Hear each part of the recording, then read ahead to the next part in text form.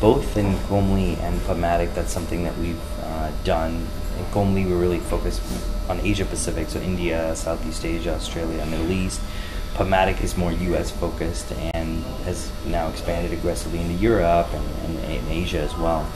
And I think we've definitely had a bunch of learnings in doing that. So one is, I think some businesses, again, that are maybe more online in terms of you're recruiting your customers, acquiring your customers online, you may not need to do much to go global, right? I mean, obviously your website's global, and you may find that you're using things like social or display or search, and you can run global marketing campaigns and you can acquire customers globally. And so that may work very well.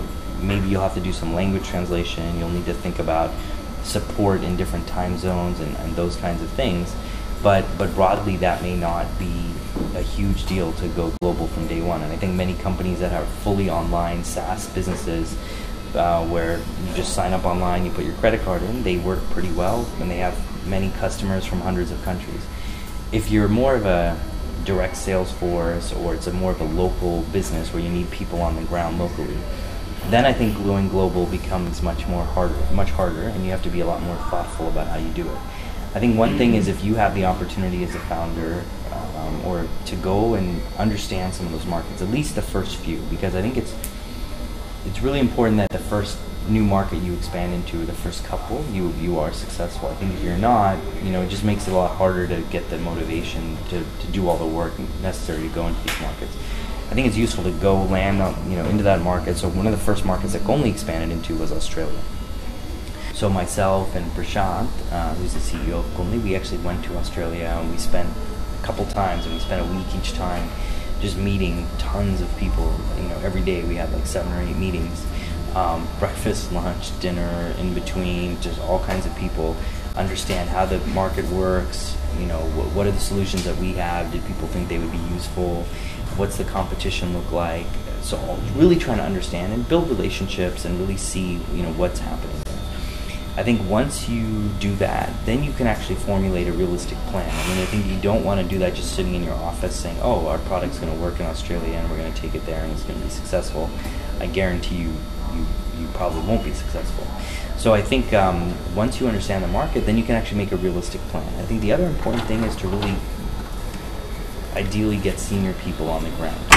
So again, this is assuming that you need a business where you need local presence, but to really go and get a senior MD kind of person or VP level person who can run that country for you, because you're going to need a lot of local day-to-day decisions, a lot of judgment on the ground, and having somebody who's senior who can really lead the team there and lead the business, I think adds a lot of value versus maybe just saying, oh, I'm going to get somebody junior who needs a lot of direction, but then you're not there to really provide that direction.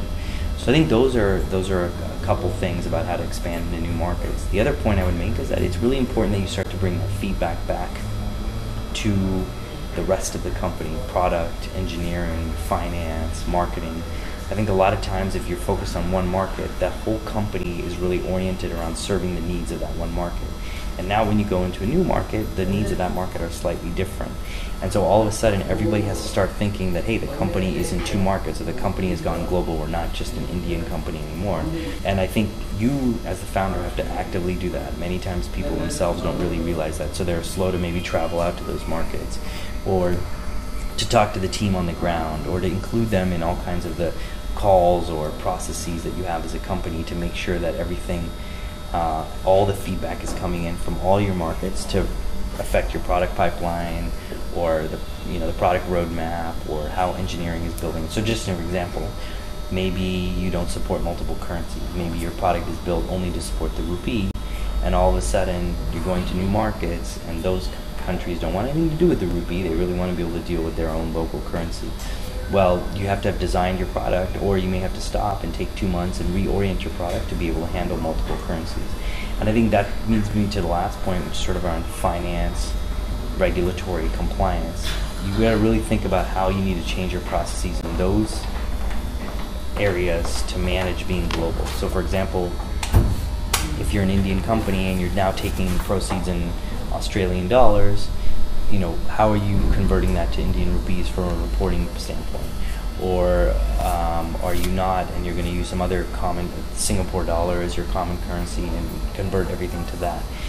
You need to think about, do you have an entity, have you created a corporation in Australia if you're going to have employees to pay those people? So I think all those compliance and regulation things are also important. I think that they're not something to get stressed out about, but I would get the right advisors or legal help you need and to make that happen.